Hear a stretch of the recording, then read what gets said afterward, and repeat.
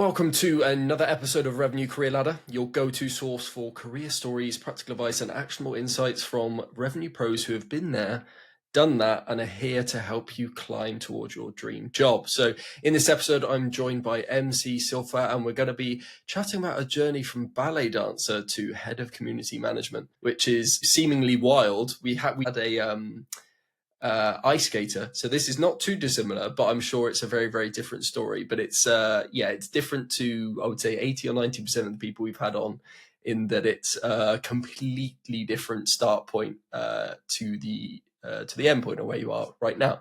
But before we jump into that, how are you, MC? I am very, very good. It's very sunny here in Copenhagen. I'm, pretty busy at the moment. We have a big event coming up in May. So I have a lot of stuff on my plate, but I'm happy to be here and also sharing a little bit about my random experiences and strange life story, I suppose, from being a ballet dancer to going into sales and now into community. And we did the standard British thing of discussing the weather.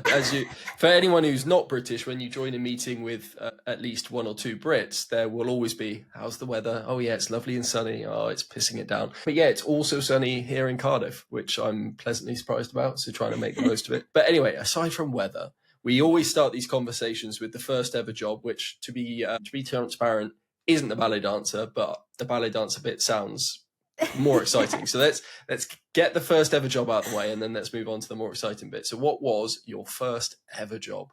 Oh, it was cleaning a nursery or a daycare. So I did that after schools. So it was like, I would get the bus back from school. I think I was like 14. I got like $3.50 an hour or something, like nothing. Cleaned the toilets, the floors, and let's just say, cleaning a nursery, that was probably my worst job, but I learned what like hard graft was then. And I knew then when I had kids that kids were messy. So it was kind of a good learning. So yeah, you were prepped from 14 about the mess of kids. Exactly.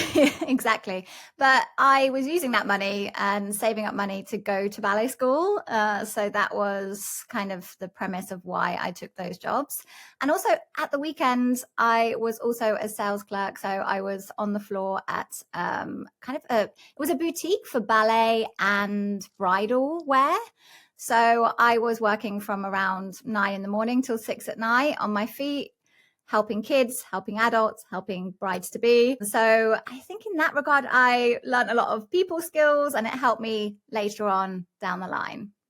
Now, you mentioned that this was age 14, so you were doing after-school stuff at the nursery during the week, and then at weekends you were doing the bridal boutique. Yes, until I was 16. Yeah, so I was doing those two jobs for around 2 years. I mean, it speaks to work ethic in the sense of, you said you were saving for something and you knew in order to get the money in to save, you needed to work, which is, I think, a very, very good start. I was listening to the radio yesterday and I heard mention of the minimum wage now being £12.50, and I just, when you said £3, yeah, I know. When you said £3.50, I was like, okay, well, I remember being paid in the realms of like $4.50 to $5.50 when I first started.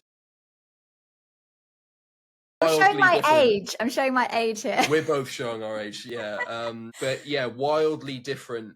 Well, and the fact that you were able to work at 14.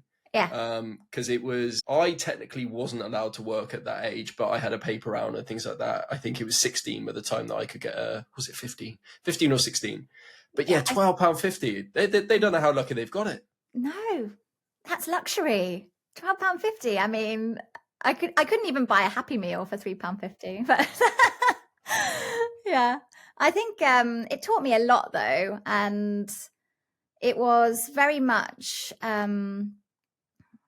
both jobs were hard in their own right, and I needed people skills for both of them. So I was working in a nursery, so I needed to see parents and chat with them as well. And then in the working in a shop, you have to do that all the time, talking to people, selling to people, making sure that they're happy, they're returning customers and stuff. So I think at the end of the day, like, it did teach me early on. And yeah, £3.50. Like if I worked the whole day, like, it was pretty good money at that point in my life. Well, it's pretty challenging customer bases. So Kids, difficult. Kids' parents, difficult. Exactly. And then bridal boutique, I'm thinking bridezillas, Yeah.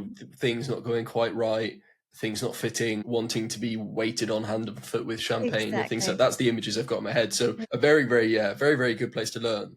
So Yeah. you mentioned there about saving up money to go to ballet Mhm. school. So tell us Yeah. about, I think let's start with why you wanted to go to ballet school first, and then Mhm. we can talk about. Yeah, I started ballet at a very young age. And I think it wasn't until I was around 10, 11 that I knew that I wanted to be a ballet dancer as a job, or that it could even be a job. I was dancing most evenings. So I would clean at the nursery, and then I would go and do my ballet classes until around like 9:30 at night. And yeah, it just became my passion, I suppose. It was what I needed to do all the time. I wasn't that great at school. I was okay. I was like a mediocre student, but I would be like dancing in the drama hall and stuff at school. Like I would get out of PE to go and practice my routines and stuff. So the school understood, which was nice. And, I often did competitions and like courses and stuff like with quite prestigious schools in the UK, and they knew it was important. So I missed a lot of school actually to do that. But I knew from a very young age that I wanted to do that. And if I wanted to do it, I had to put in 200%. Otherwise, I wasn't going to make it. And what was it? What was the, I don't know, the penny drop moment or the point at which you realized or decided I can turn this into a career and that's what I want to do? You said it was like aged 11, but what was it at age Yeah. 11 that tipped the balance? Yeah, so around 11, I started to do kind of these vocational examinations, and I was starting to do really well in them. And then after that, doing lots of competitions and seeing results from that as well. And around 14, I went to the Royal Ballet School Associate program, which meant like at the weekends, I had to travel up to Birmingham. It was at the Birmingham Hippodrome. Lovely And place. That's a sarcastic joke for anyone who lives in the UK. the most grey city in the Hmm. UK. I mean, I'm from Northamptonshire originally, so it's Which is not nice. it's the countryside's nice where I Yeah, was brought up. there are nice bits, yeah. There are nice bits, but going up to Birmingham, doing that like over the weekend, and then at 16, I started auditioning for some of the like big vocational schools where you do it full time, and I got into the Royal Ballet School at 16. So that was kind of when the penny dropped of now I'm doing it. Okay, so you roughly age 11, you realized, okay, I am quite good at this. Was it that you at that age understood that you could make money from a passion, or was it that people around you kind of, I don't mean as in make money from a passion in like in a negative way, but you No. realized I'm good enough and I think I could be paid for this, or was it people around you saying you're good enough to go all the way? I think it was more people around me. I had a really good support system. My ballet teacher at the time, she recognized that I had some talent and I could do this as a profession. And she really pushed me. I was sometimes doing ballet classes with 16, 17-year-olds at age 11. So it was very much that she pushed me forwards to do that. And I'm still like best of friends with her today, which is really cool. Now you mentioned, so age 16, Royal Ballet. Yeah. Now, as in British. Yeah, so I was at the upper school in the Royal Ballet School in Covent Garden, and I did that for 3 years. So that was like my training there, and I was the only girl from outside. So those that don't know, and probably majority of listeners won't know about the ballet world, but they have a lower school which is called White Lodge. So at age 11, you go there and you do ballet full time at age 11. I didn't do that. I had a normal like teenage upbringing. I went to secondary school. I did normal stuff, and then I did ballet as a hobby.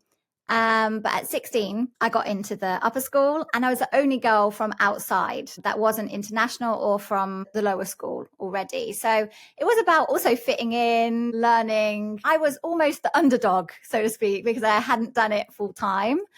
So it was very much of a hard graft to get up to the standard that the rest of the class already were. But the director of the ballet school then saw some talent in me, I suppose, and that's why I got a place. Now, this is a question for my own benefit, I guess. Right, so the Royal Ballet, Yeah. is it called the Royal Ballet because it was first commissioned or whatever for the royal by royalty? Yeah, so they are sponsored by the royal family as well. So that's it was called something else previous. I think it was like the London City Ballet. It was called before. Right. I might get that wrong. I'm a bit rusty in my ballet history now. But it did change names, and yeah, they work closely with the royal family, and the royal family go and watch and sponsor, and yeah.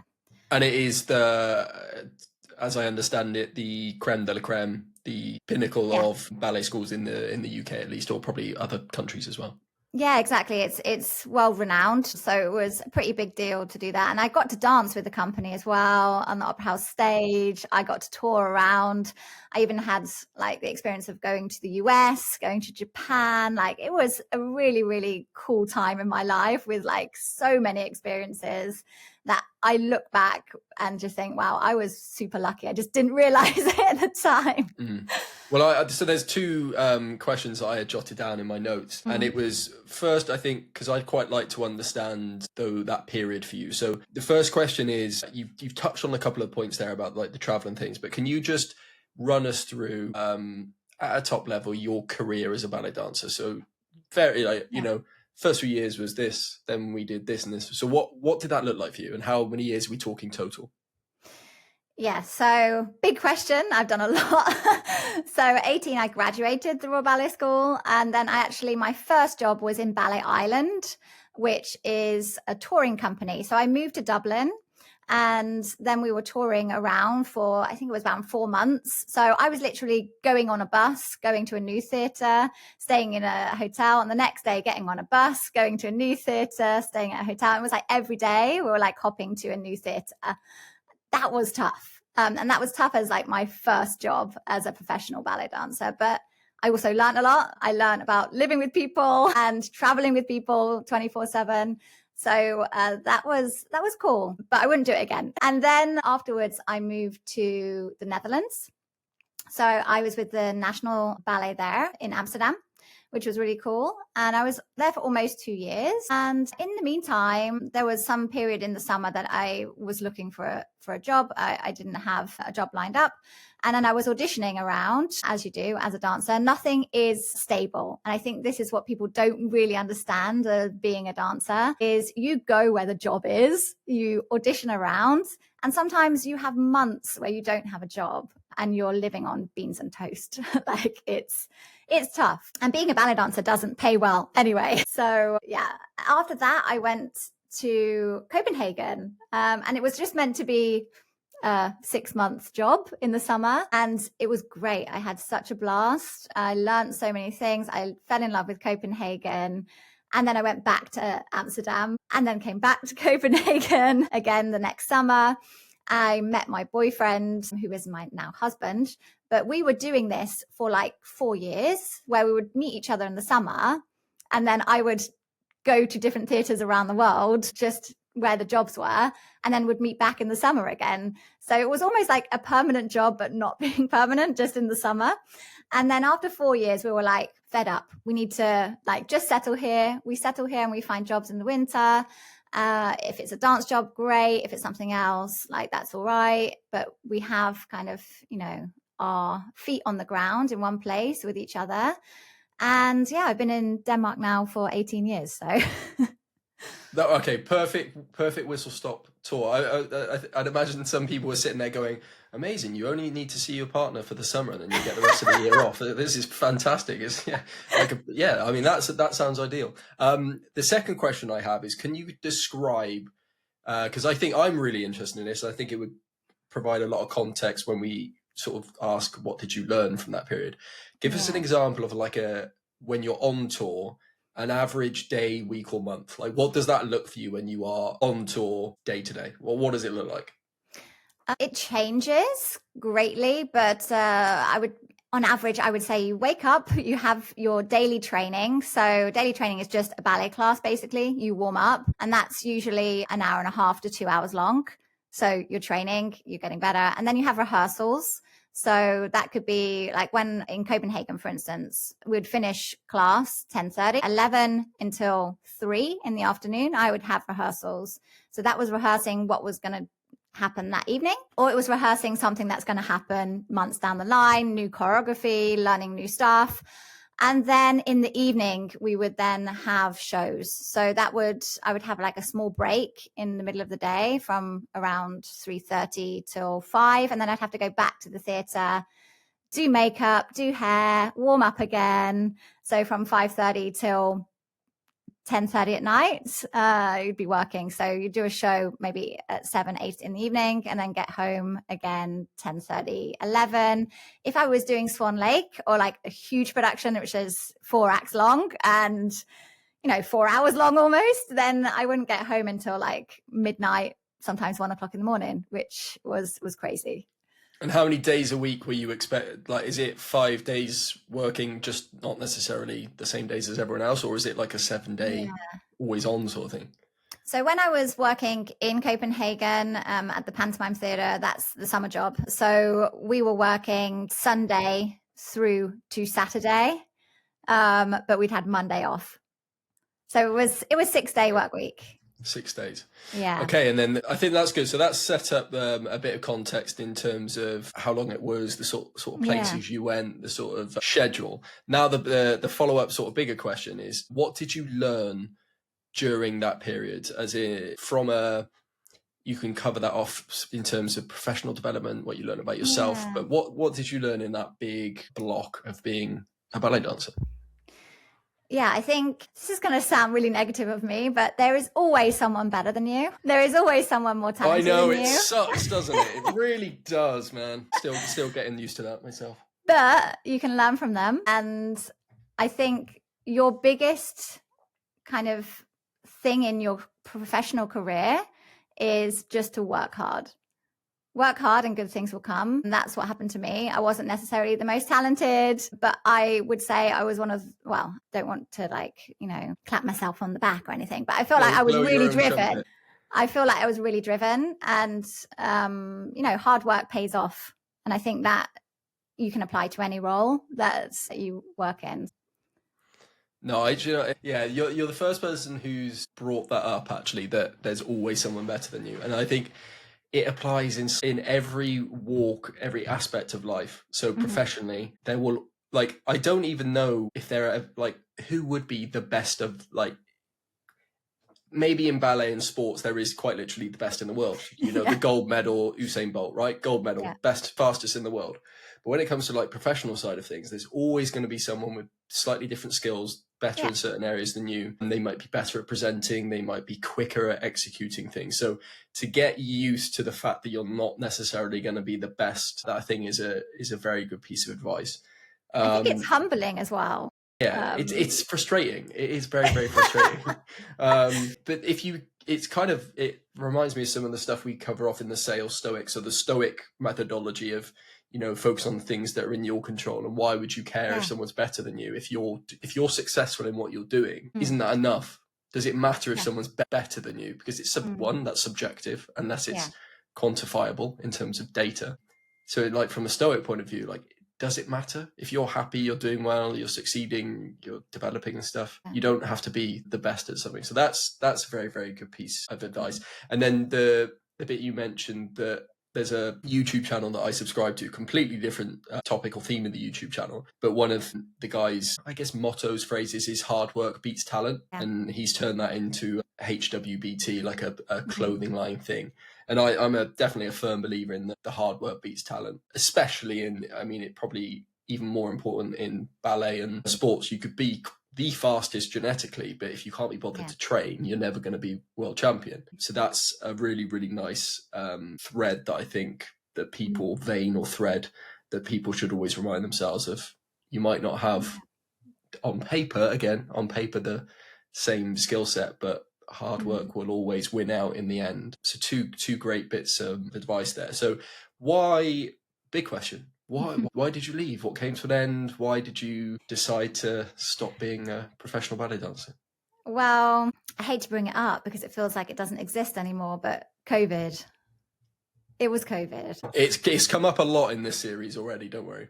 Okay.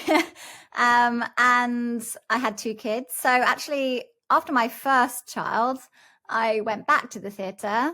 I went back to dance and loved it. I actually felt like I was a better dancer, a better person.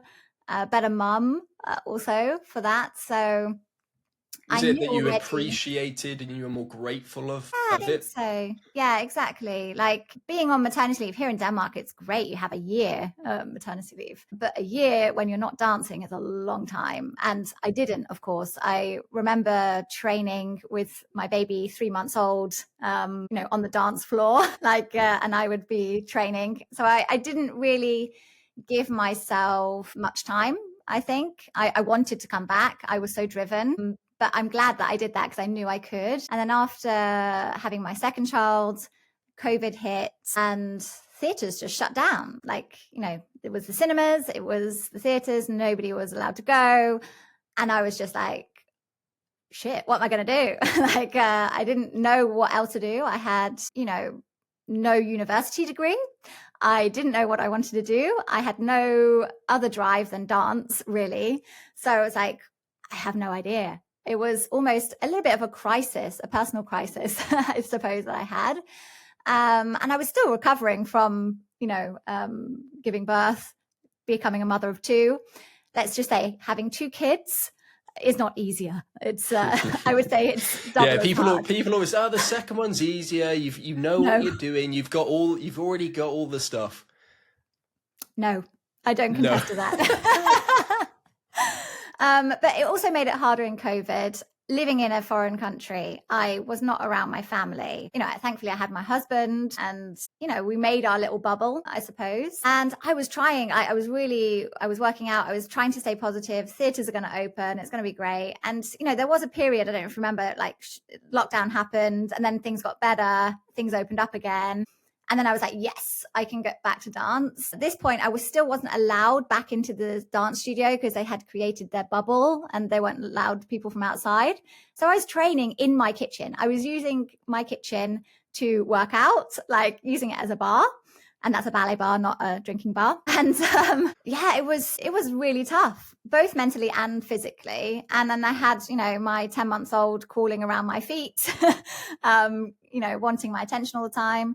And then I think it was around September, October time, my director called and said, things are going bad again. Theatres are shutting down for the second time.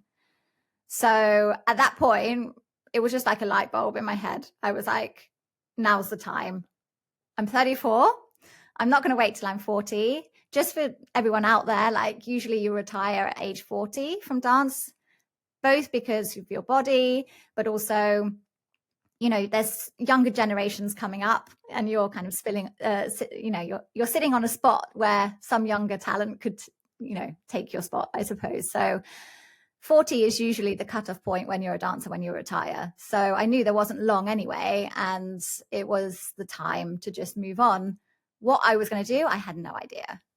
I was going to say, you do read stories about professional sportsmen, sportswomen. Very more often than not, because they dedicated their life to the profession, they didn't stay in school, they didn't go to university. There's very few of them that you do read where it's like this professional rugby player, oh, he's also a doctor. But it's very rare that you read those stories. So it's interesting to, we had the same discussion in a previous episode. It's interesting talking about what goes through your mind, in terms of how you decide of what you're going to do. So once you had made that decision, how did you look back to what you enjoyed at school? Did you look at what skills you had learned from being a ballet dancer to help inform your next step? Talk us through that. How did you decide what your next move was? Yeah, so I've always been quite a creative person. I studied English literature at school and, I enjoyed writing. There was several things that, I enjoyed doing. So I was looking more at kind of marketing roles. Sales came up as well. Also, there was a need for someone to speak English with a British accent here in Copenhagen, especially companies that were targeting the UK, for instance, or the US.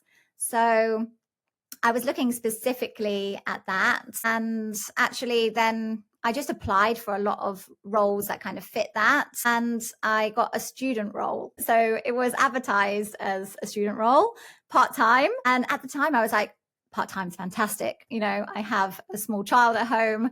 She was going to daycare, but it would be nice to like just have it easy for her that I could be with her more. And it got my foot in the door. So I actually, got a student job at a SaaS company here in Copenhagen that was targeting the UK market. And they were like, okay, you have a nice accent. You'll be nice on the phone. You'll be great.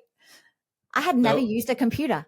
So Jamie, like, can you imagine? I had never, like, in my private life, yes, but for work, like, I was a dancer. Like, I didn't know what bloody CRM was. Like, it was a huge learning curve for me. Yeah, I was just, so when you said you took a student job, what was the job advertised as? So I was an SDR. Right, okay. Sales development representative. So my job was basically to phone UK customers and try and get them, book them into a meeting. That was what I was doing. And what was the product or service? So at the time it was a personalization, like SEO tool for e-commerce companies. Cool. Okay, so the methodology behind it was, I need a job. Here are my unique skills, which just so happened to be that you had a British accent based in Copenhagen, which meant that you were, I guess, a fine commodity in terms of being able to sell into the UK market. Yeah. It makes sense, right? If I got a phone call from a US SDR, straight away I'd be like, what on earth are you ringing me for? Like, it just wouldn't resonate. So that makes sense. So it's interesting because a lot of the people that I've spoken to that went into sales, I would say a good 90% of them either fell into it, as in they accidentally applied for a job and realized it was sales, or it was just the first job that was available. More often than not, it's very, very rare that people come out of school and go, I want a career in sales. That's my goal. That's my dream. So it kind of fits with that. So talk to us a little bit about that role. How long were you a student? Did it become or student role? How did it become a full-time position? What happened? Yeah, so I was only there for, I think it was 3 months, actually. I was lucky to then land a full-time role. But so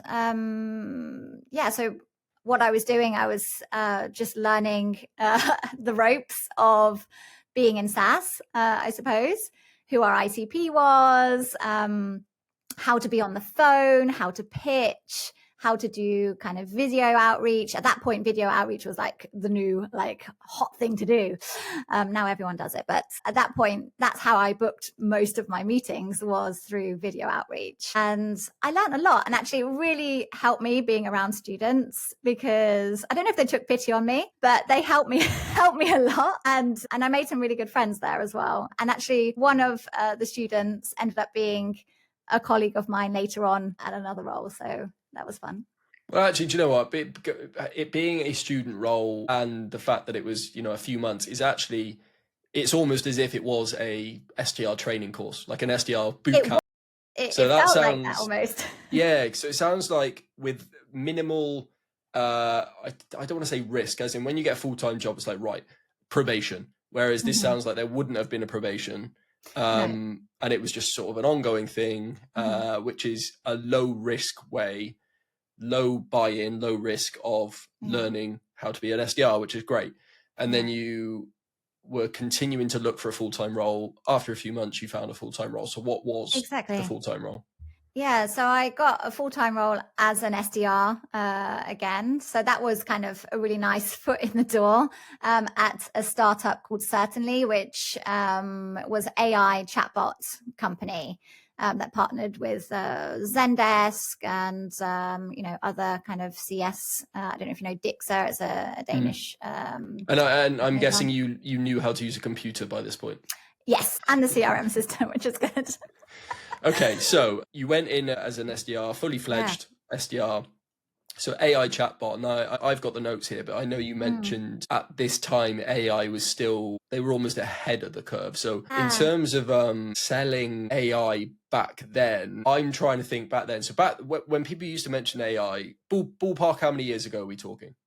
Oh goodness, so this is 3, almost 4 years ago. Cool. So it's mad, isn't it, that just 3 or 4 years ago AI wasn't really a thing. But back then, when someone said AI, you were like, oh, machine learning, oh God, it's technical. Do we need AI? Like, oh God, you need like engineers. It was it was completely different.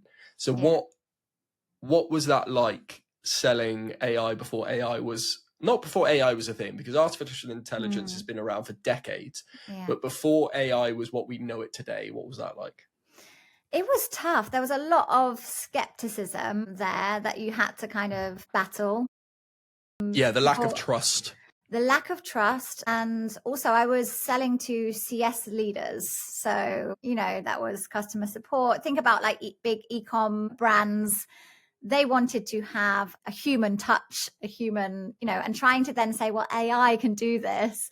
And it was pretty amazing technology that we were doing. And it could, for instance, integrate directly with Shopify, find out kind of your past orders. And, it was really before the curve. But then that was really hard to then sell because people, had this skepticism for it. And they believed that the human way was the best way. But we had great numbers. It was more, I think we were a small startup and, building a brand is difficult. And we went kind of the partnership route, which helped. But with any startup, you start seeing a little bit red flags and you're like, okay, I need to find something else. That was basically why I then moved on. But it was a great learning process. I got promoted twice in that role. So it overall was like amazing company to work for. And I've met some fantastic people that I'm still in contact with now that are, really close to me in my life and my career. So how long were you there, and what were the two titles you got promoted to? Yeah, so I was there for almost 2 years. And after, I think it was around 6 months, I got promoted to SDR team lead. And after that, then I got a new CRO in and she was fantastic. I'm still very, very good friends with her. She then promoted me to account executive. So that's how I kind of moved up the ranks there. So that was a fantastic experience. I had all of my background with being an SDR. So I knew then, what it was to be an account executive. I worked very closely when I was an SDR with my account executive there. So it was kind of a smooth onboarding to that role, which was nice. And I knew the product, through and through. So it was just a natural progression. So, it was great. And then that helped me get my other role as well. So in that 2 years, so 2 years is a good period. I've spoken about it in previous episodes where I think that to fully understand the role or a company, or at least a function within a company, so sales in a company, you have to do 2 years, because the first year is the first time you've ever done a full 12-month cycle of that role in that company. The second year, you're trying to do what you did last year, but do it better. Like, what have you learned? So 10, 20% growth, whatever it is. 2 years, you fully understand the company, who you speak to, the processes. So 2 years is a good stint. So in those roles, maybe let's focus more on the AE portion of it, because we've already discussed the SDR. What were the key things that you learned in the second year, whatever, the AE portion of that role that you were able to take forward? Yeah, I think for me, it was like the full process, the sales process. When you're an SDR, you're only doing kind of the acquisition part, getting people into the meeting.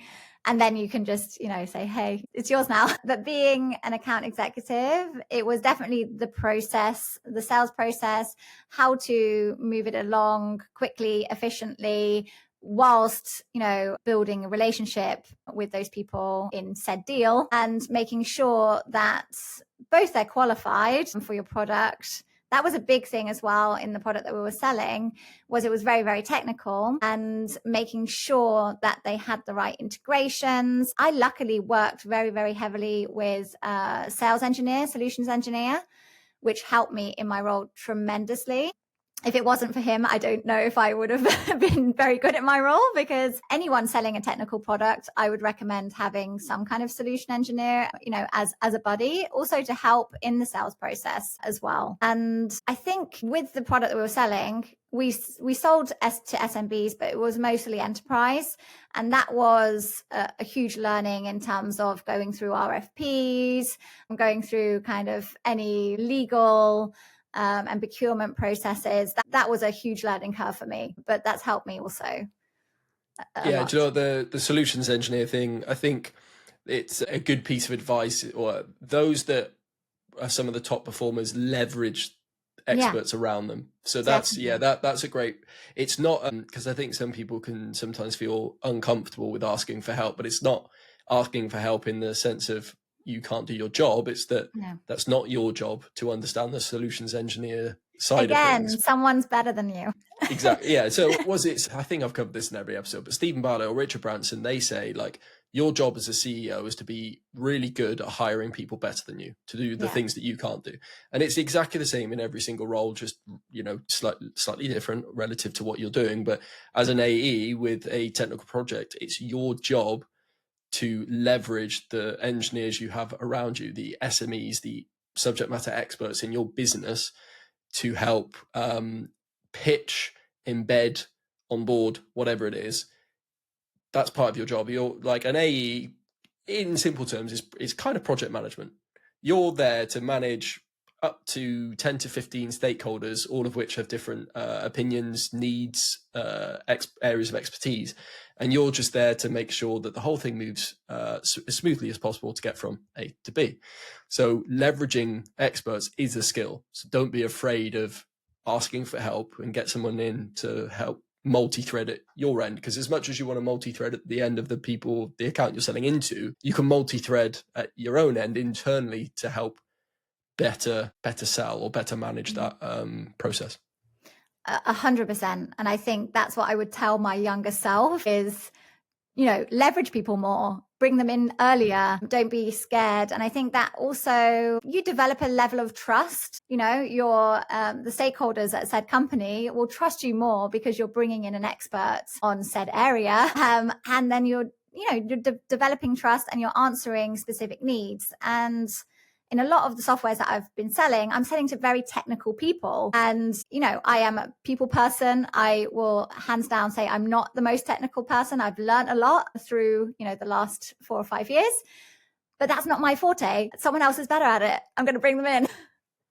And look, you will pick up stuff along the way, which is just, learning the ropes of the job. And obviously the longer you do a job, the more of an expert you becoming it. But yeah, there will always, like you said, there'll always be someone who's a specialist in a certain field. And it doesn't matter if they know stuff you don't, because one, you're learning, and two, you're going to get better results off the back of it. So you did touch on a couple of the reasons, the red flags you mentioned in terms of like why you left. So talk us through the point at which you decided to leave. What were the red flags? Yeah, I think, we were unfortunate that Ukrainian war broke out, and there was lots going on in terms of, the world and the economy, and we were just going to raise money, so Series A, and there was just no funds available. And then there was people on my team and throughout the organization that started to leave and look for other jobs. And I was like, I was pretty clued in. I was like, something's going on here. So then started to look for other roles within Copenhagen. Yeah.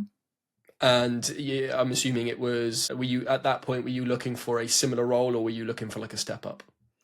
Yeah, no, a similar role at that point. I mean, a step up in terms of kind of salary and company. Yeah. So I wanted to go to kind of an established startup, one that had raised Series A, because anyone that has been in a startup and seed round is a graft. But I learned a load. I think if anyone in their career needs to learn something quickly, go to a startup.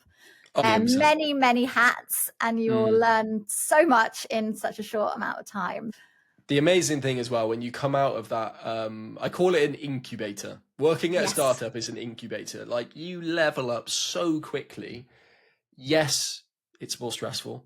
Yes, you'll probably work more hours. Yes, you'll do stuff outside of your job description. But if you can stick it out even for a year, you will come out a way more rounded professional. And honestly, when you go into that next role, you will look at people around you who have not worked in a startup and be like, we spoke about not being the best, but you will, when you've got two people and someone has worked at a startup and someone hasn't, more often than not, the person who has worked at the startup will be far more effective at that job than the person who hasn't. But that's not to say that had to be.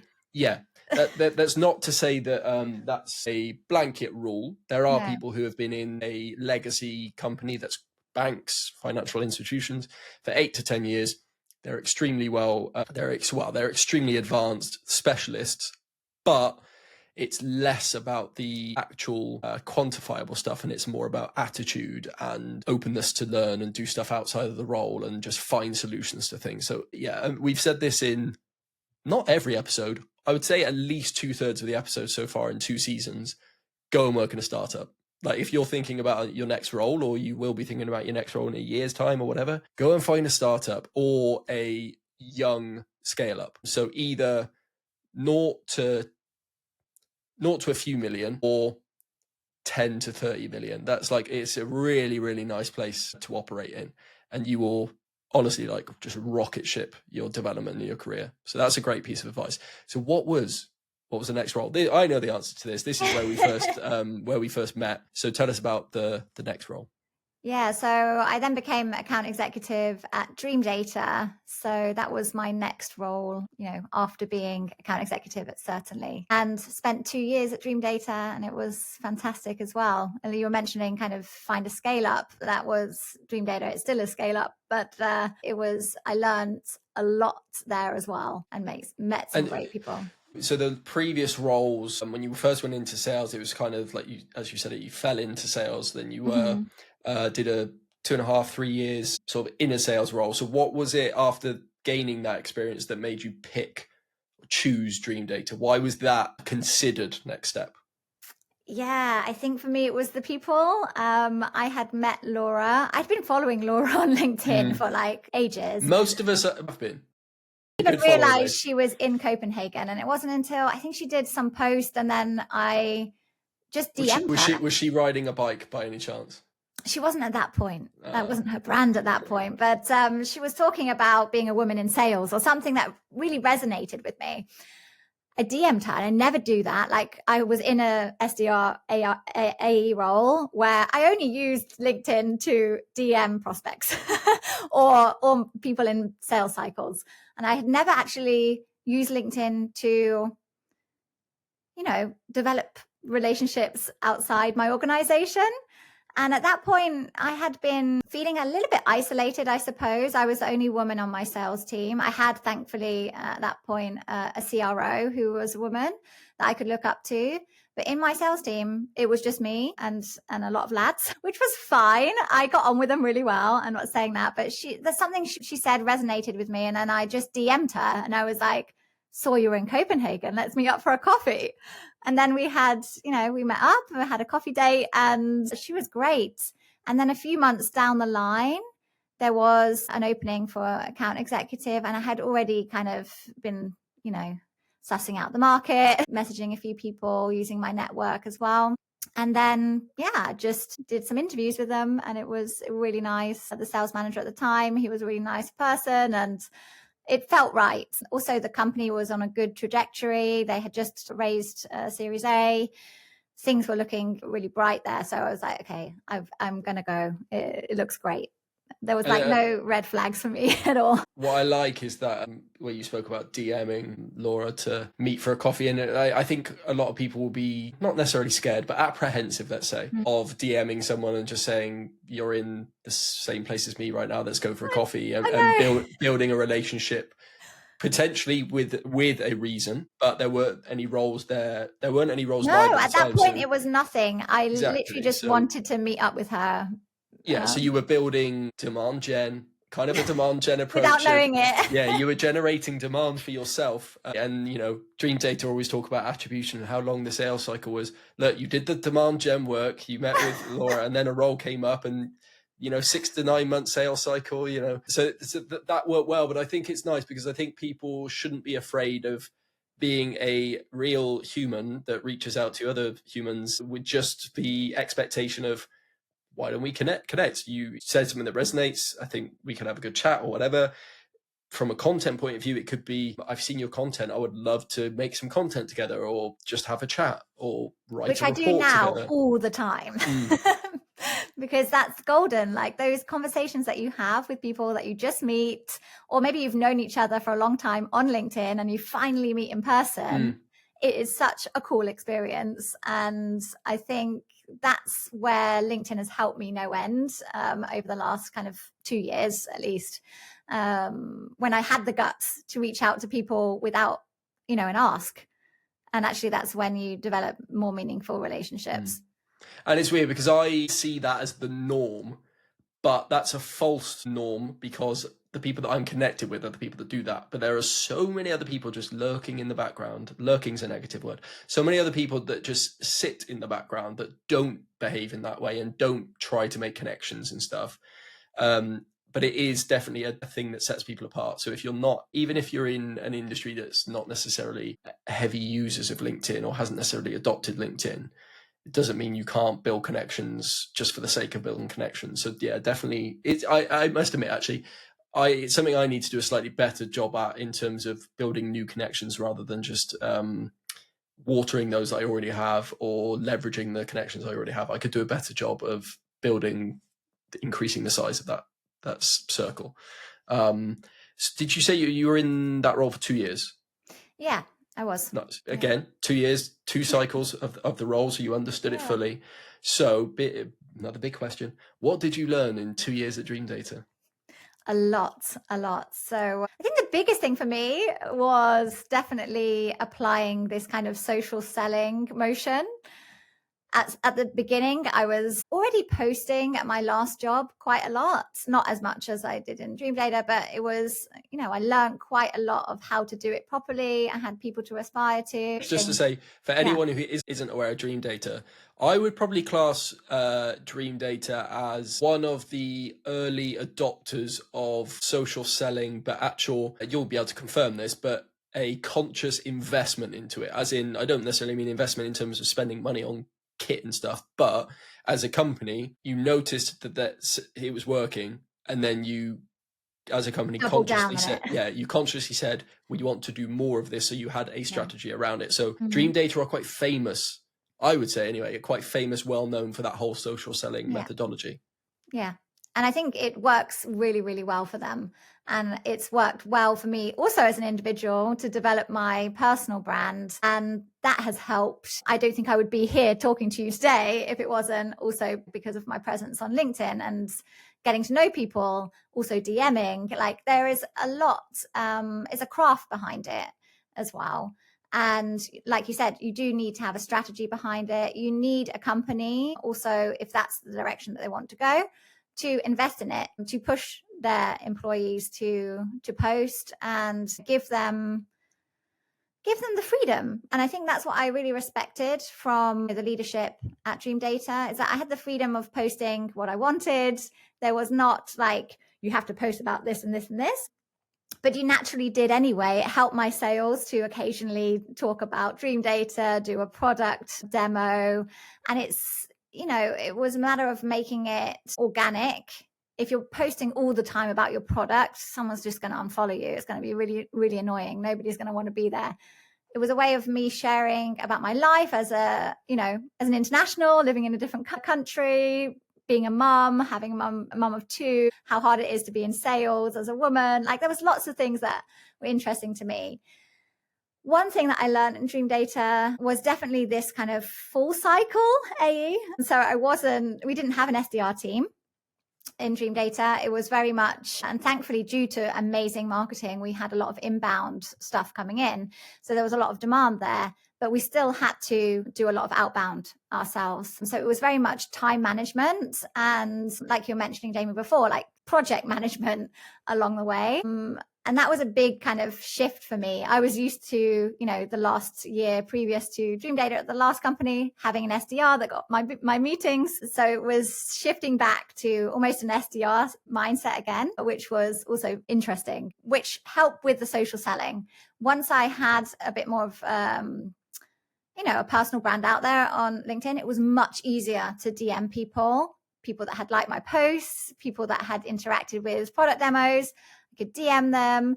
And it was so nice to see sometimes inbounds coming in and then people saying, oh, I saw you on LinkedIn. I watched your product demo. This is why I booked a meeting.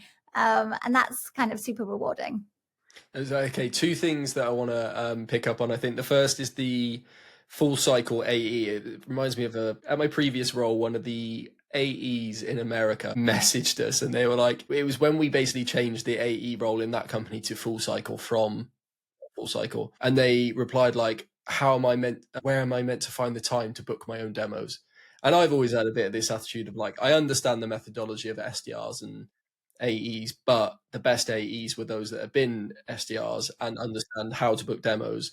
But I always found it wild that someone would say, how do I have the time to book demos and manage pipeline? I was just like, wow, okay. So I found that interesting. Full cycle, I think it's better. It's a more well-rounded professional who understands the full cycle and the value of, or the challenge of booking a demo. And I think when you're involved in the booking of it or sourcing of it, you better understand the deal anyway, or the opportunity. The second one is, I guess, intrigue from my side of things. How successful was the social selling, or was the social selling for Dream Data? You don't have to give figures, but just try and explain what it drove in terms of what it yielded, let's say, in terms of inbound. Because the whole point is social selling is like, again, it's that kind of demand gen approach of building trust, rapport, building an audience. So when they are ready to buy and they're considering a solution, they know who you are and they think, I might as well reach out and see what they've got to offer. So how did it do? I mean, it did well. That's why they continue doing it. So a lot of our pipeline was actually sourced by LinkedIn. But that was part of a parcel. So with LinkedIn, we were doing a lot of ads as well, right? And social selling. So I think you have to see it as part of a well-oiled machine. It's definitely not something that you can stand alone and do. It was part of a whole marketing, how would I say, cycle. So we did spend a lot on ads, and then we also had retargeting, and there was lots going on. There was definitely like a big brain behind the marketing efforts there. In terms of how much did we yield in pipeline, I do have the figure somewhere, but I don't remember off the top of my head, but it was quite a substantial amount. Even maybe like on a monthly or quarterly or even weekly, like how many inbounds would you get from social selling? Yeah, I mean, I can just use kind of like this. I would say probably 1 or 2 out of 10. Literally, when I say like, where did you hear about us? It was from LinkedIn, from someone's post, which is quite high. Yeah, I mean, what, 10 to 20% attributed to, I mean, I think we had, in my previous role, we had the where did you hear about this field.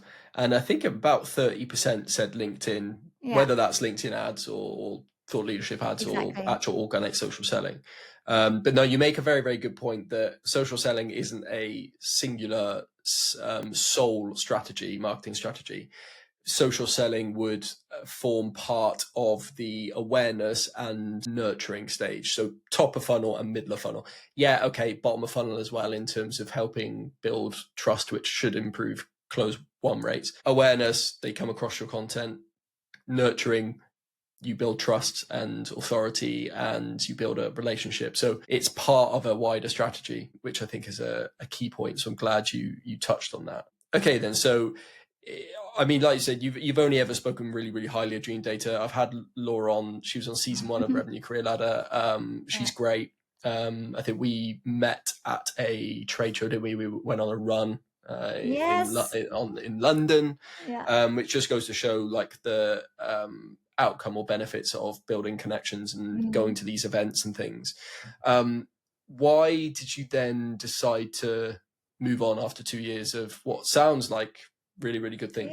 Yeah. So in kind of the mix of being an AE, I founded my own community called Saleswomen Unite. So that's been running for around a year. And then I also got involved with a bigger movement called Women of SaaS, which are headquartered in Berlin. And they wanted to open a Copenhagen chapter. And I opened that with a good friend of mine, Jasmine. And I don't know, I was getting more excited about community building. I would wake up when I had some meetups. I would wake up and be super excited about that. And I was like, I need to do this full time. Like, this is so cool. Like, I felt like that was my calling, so to speak. Not that sales wasn't, but like I mentioned, I fell into sales. I did it. I learned the craft. Like, I felt like I was good at it, was successful. I just felt like after 2 years at Dream Data, it was great, but I didn't feel like there was necessarily this step or career path for me that I wanted in terms of community building. And then Daniel and Thomas at SaaSiest reached out like just at the right time, basically when I was kind of having these thoughts, and offered me a job there. So that's kind of my transition into community. Yeah, no, and I think weirdly the episode we did with Ben about to the ice skater, professional ice skater, that was also sales that then went more marketing. And I would say community, well, it does apply to many, many different roles. More so, it leans more towards marketing. So it's interesting. I think, I think it's a good point to touch on the fact that just because you are in a career and you've done it for 4 or 5 years, it doesn't mean that you can't go, do you know what? It's great, I'm doing all right, but doing well at something isn't everything.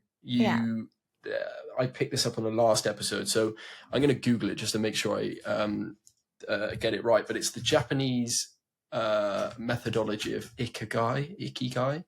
So ikigai. So it's to do. They call it like their reason for being, but it's basically these 4 key principles. So imagine 4 circles in a Venn diagram, and the point at which they all meet in the middle is ikigai, which is the balance of it. And I think it really, really applies really well to work. So the 4 principles are: do what you love, do what you're good at, do what the world needs, and do what you can be paid for. So if you balance those 4 things out, and the reason I bring it up is because you had something that you were good at, you were doing something that this applied to the professional world that was needed, as in like a function that's needed and a product that was needed. You were getting paid for it, but it didn't necessarily fulfill the doing something you love. Yeah. So I think, the reason I bring that up, I'm probably going to bring that up in numerous episodes moving forward, because I think it's a really, really nice way for people to think about, like in their current job, could they answer yes to all those 4 things? And if you can't, maybe it is time to move, which takes us on nicely to your next role, which, as you said, was more of you wanted to pursue something that was more, you had more passion for. So talk to us about community. What does community management mean? Yeah, so after being an AE, then I moved to SaaSiest as head of community management. So SaaSiest, for those that don't know what it is a B2B SaaS community, and we do a lot of different things. So first off, we have our executive networks, and that's in all different kind of roles that we do. So sales, marketing, CS, finance, product, etc. Then we also have big events. So we have events in Malmo, in Amsterdam, and in London. And that's a lot to juggle. We're a small team. So we're 4 full-time at SaaSiest. And I suppose I was wanting more of a multifaceted role. And that's what kind of drew me in. Was I knew I'm going to be working with marketing. I'm going to be working with the executive network, so directly with the community. I also wanted to, I love events. I'm one of those weird people, weird extroverted people that loves events, but I wanted to understand how to manage events, what kind of cogs needed to be turned to make an event successful. And I also felt like with SaaSiest, I could give a lot, and they could gain a lot from me being there as well. In terms of my role, like I mentioned, I'm doing a lot of things. So it's exciting at the moment. And it's where I feel like I belong, which is quite like settling on the soul, which is nice. Similar question that I asked on the Ballet. So in terms of someone who doesn't know what community management would look after, like what would you say are like some of the core deliverables in your role? Yeah, so my core deliverables at the moment, and this is where it's like kind of sales, kind of marketing, and making sure, so mine is growing the executive networks and also our CEO networks. And then also I'm trying to get event partners in to kind of sponsor our events, our big flagship events as well. And then on top of that, making sure to engage with the community, do things that, they see value from as well. So that's kind of, I suppose, my deliverables is growing the network. So whether that's by, 2x or whatever in a year.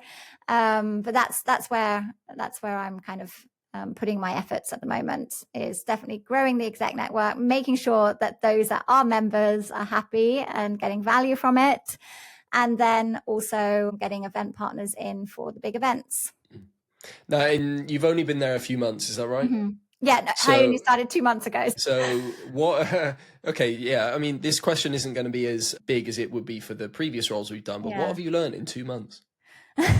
Actually, a lot. I've learned that a small team can do big things. I suppose not that I laid back in Dream Data at all, but it was definitely kind of scale up where people had their roles. I feel like I can make more of an impact at SaaSiest, which is nice. And I'm doing a lot more, like, for instance, creating content in terms of articles, blogs, those kind of things, which I suppose feeds into my creativity, which is nice. On the topic of content, I've got to ask, what camera do you have? Webcam? Yeah. Camera? You know what? I've been asked that so many times. Yeah, I could, working in content and brand, I can respect the kit. So what It's is the Sony vlogging camera. Right, okay. I think it's V10. I can't remember. I can send you the link after. Yeah, we'll pick that up after, because no one listening cares. They might do. I don't know. Okay, then. So I don't need to ask you why you've left, because you haven't left yet. So we will jump into the roundup quickfire questions. So the first question is, what would be your top 3 tips for progressing in your career, climbing the ladder, whatever you want to call it? Yeah, I think for me is what I've learned anyway in the last 5 years, and also being a ballet dancer. Trust yourself, believe in yourself, because you only have yourself, basically. You have your team and things around you, but make sure that you take accountability, but you also trust what you're doing. I think that's a big thing. Second point, can't remember off the top of my head, but I'm trying to think.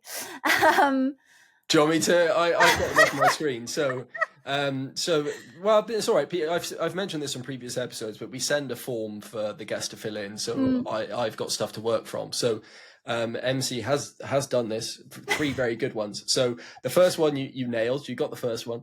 The second one was know what you want. So take us through what you want.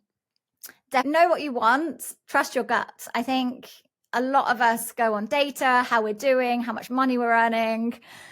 That's fine. But if in your gut you don't feel like you fit, or you feel like you could do something else, just, roll with it as well. I think that's a learning that I've had. I've stayed in roles that maybe I shouldn't have stayed in for too long. So yeah, I think trust your gut. We had a similar on the know what you want thing as well. We had similar advice on a previous episode, but it was more, don't be afraid to tell your boss what role you want. Like, don't be afraid to tell your boss you want their job in 5 years. Like, don't be afraid of doing that, because I, for one, absolutely love when someone in my team says, I want to be in this role in 12 months' time. Because I'm like, well, great. Well, here's what you're not doing. Well, here's what you're doing great, and like why you would deserve the role. And here's the stuff that you need to improve on. Makes it way easier. But to have someone who actively wants to pursue either a different role or progression in the role they're already in is amazing. So knowing what you want and where you want to get to, whether it's one of those 12-month goals, 3-year goals, 5-year goals, definitely a great piece of advice. And then your third one was, don't be afraid to ask. Yeah. I think this I learned too late as well. And I think it kind of, connects with the other two. You will not ask for something you want unless you trust yourself. You trust you're good at what you're doing, because you are good at what you're doing. I think, at least, I don't want to generalize here, but I feel like as a woman, sometimes we're very self-critical and we have to tick off the boxes 100%. Otherwise we won't ask for anything. I think there's actually a TED talk about it that, women won't apply for a job unless they kind of, fulfill all of the criteria 100%, when men, they maybe feel like 60% and they'll apply for that job anyway.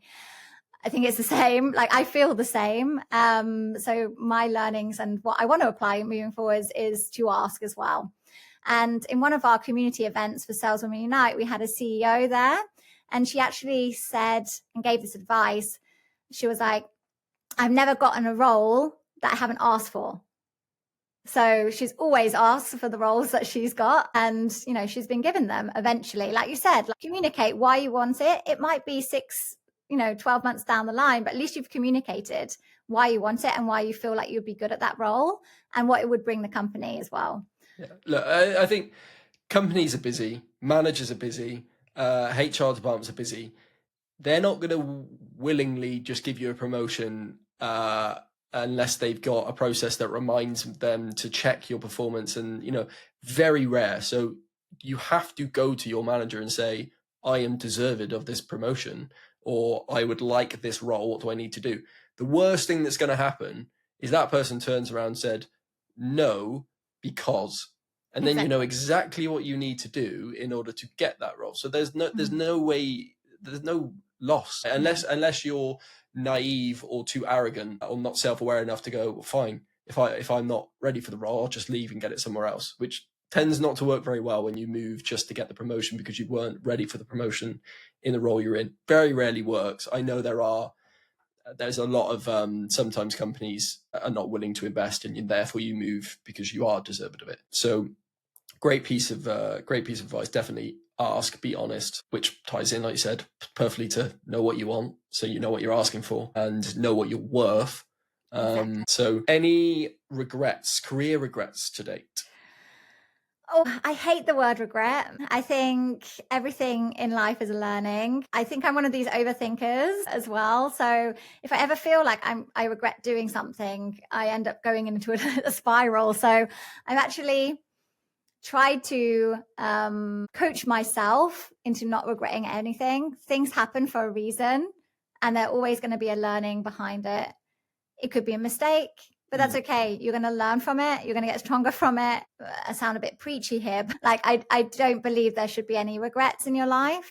No, I think we're fortunate that we've gone through 10 to 15 years of life in a professional career. So we've learned in hindsight and retrospect that even in the moment when you're 22 and something fucks up, you did something wrong, what happened in the year or two after it typically is good because you learn from it. You don't do it again. You don't waste money on something and you don't go for the job just because it's better salary.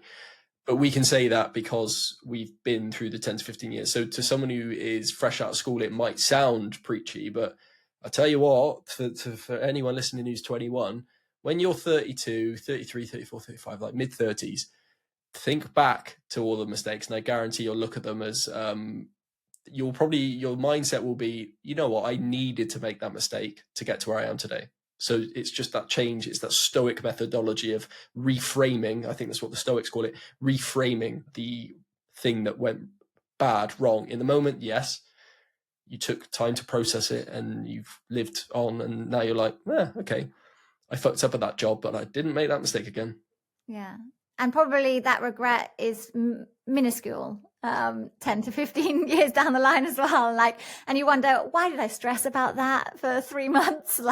Why did that take up so much of my headspace when, you could probably just say, okay, I'm learning from this. Let's move on. Yeah.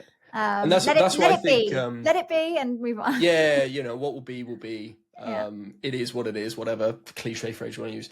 But I think that's what wisdom is.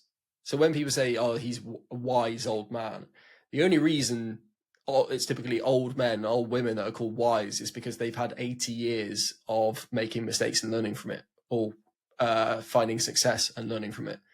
That's all wisdom is. Wisdom is just time spent, consistency and time spent, compounding returns in investment. You've invested for 30 years. Look, you've made loads of money. It's the same thing. So we're more wise than we were at 21, and we'll be more wise in another 10 years, but we'll be more wise about different things. So for you, I don't have kids yet, so I'll be more wise about kids and how to work with kids and all that sort of stuff. So you need to go work in a nursery. No, kidding. Oh, Christ, no. I can't think of anything worse. I don't mind kids that I'm related to, but any other kids, I'm like, ugh, no thanks.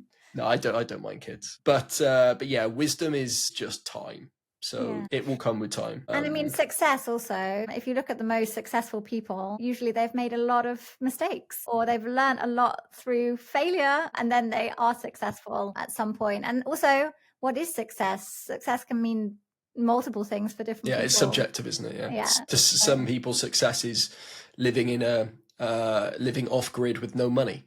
For some people, success is being the richest person on the planet. Mm. And I think I spoke about this in the last episode, probably more than the last episode, is Stephen Bartlett in his 33 Laws of Business and Life talks about failing often, but making sure you fail fast. So there's nothing wrong with failure. You learn a lot from it, but don't continue to fail in the same way over and over and over again, expecting different results. So fail often. Wasn't that the Einstein's theory? It could be. I'm quoting it from the book that I read it from. So doesn't matter if you fail, but don't go back the next day and do exactly the same thing and fail again. Move on, do something else, try something new, because if it failed, it's probably going to fail again. What's next for you then? I know you've only just got into this role. So the what next is, you're happy in this role and long may that continue. But what's next in terms of that thing we spoke about, of understanding where you want to go or knowing what you want? What would be next for you? Yeah, I think it's very short-sighted at the moment because I'm only 2 months into my role. So right now it's very much being successful in what I'm doing, growing the network, making sure that, this is a community that everyone wants to join and be part of. But I think for me, we're a small team. So I would like eventually to the team at SaaSiest. I think, we have potential there to do it. And I would, like to be part of that. If not kind of leading some people, onboarding people could be kind of a cool step in the progression there. Yeah, I can definitely attest. Is that the word? I can definitely attest to that. Yeah, onboarding and bringing people into the business, hiring, amazing. It's when I did it for the first time, it was such a rewarding process, and then to see that person succeed it's amazing. So that's definitely something to look forward to. I actually had someone start a new website manager start yesterday. Very much going through that. As I think it's my second or third hire since I started. So it's always nice when new people, new blood, new fresh ideas come into the team. What would be your end goal then? I call it what's the top of the mountain for you? That's a tricky one. I'm very much one of these people that live in the moment. I think this was maybe just from my upbringing and my background as a dancer. It was very much live each day like it's your last kind of thing. It sounds pretty morbid, but that's we talk about I'm a huge fan of Memento Mori, the Stoic, remember you will die, live in the moment. Yeah. I suppose for me, I love Copenhagen. I love being in Denmark, but I am a country bumpkin. I grew up in a small village, just close to, I don't know if you know Formula One, Silverstone track. There's a few villages around there. I come from one of those. It's idyllic place. I won't move back to the UK just because that's, not doing so well at the moment compared to Scandinavia. It's, it's expensive. What can I say? But I don't know, there's part of me that's I want to move back into the countryside. I can imagine a farmhouse, my family all around. I want to just retire very nice and comfortably. The slow life. Live the slow life. I think being in SaaS, being in sales, now being in community, it's very high paced. You mentioned F1 there. So Christian Horner, the team principal at Red Bull. I think his job and his personal life is a really, really good example of what you're talking about here. So high stress environment, SaaS, very fast paced. You have to be on your feet, on your toes all the time, constantly evolving, a very volatile industry as well, let's be honest. Same as Formula One. He's then got his Oxfordshire estate, where he's got an old Series 1 Land Rover, dogs, kids, family, and it's like that. Yeah, I can relate to that. So I'm house hunting at the minute, and I'm planning on moving back to where I grew up, which was the Cotswolds. Yeah. And I don't live. Place. Yeah, I don't live in a huge city. I live in Cardiff, which is about 500,000, maybe a little bit more now. It's not a massive city, but I'm just done with the city lifestyle. I want, when I log off, I want to open my front door and there be a walk. And I'm getting a dog as well, and I'm chasing that slow lifestyle now. So I can really, really relate to what you're saying. Yeah. It would just be nice to retire in a nice village somewhere, whether that's in Denmark or somewhere else in Scandinavia. I'm fine with that. But yeah, it's definitely fast paced. And Copenhagen, I think it has a good balance. It's not as big as London. I don't even know if it's as big as Cardiff, to be honest, but it's, Oh, it's got to be still, bigger than Cardiff. it must be bigger than Cardiff. But it's a good balance for me at the moment. But I think when I get a bit older, it would be nice to retire to a nice little village, have a cottage, have some animals, have a horse. I don't know. It could be nice. Yeah, a couple of chickens, a couple of ducks, Exactly. Yeah, no, I get it. I completely get it. Well, look, that has been a brilliant conversation. I hope those that are watching or listening have enjoyed and learned something, will take something forward from it. I think there's been a lot of really, really good advice. And I always, the episodes where I find it easy to relate to the topic of conversation, typically they're the episodes that I think there's more value in, because we're able to portray it in a way that is more relatable and things. So I think that's been really, really good. So thank you for joining me. Hopefully it wasn't too painful. Oh, thanks for having me. And I think this is episode 9 of season 2, which obviously we haven't finished recording, it hasn't launched yet, but I believe this will be episode 9. So for those listening or watching, we will see you in the next episode, which will be the final of the series. If you haven't followed, subscribed, please click below, follow, subscribe on YouTube or Spotify, and we will catch you in the next episode.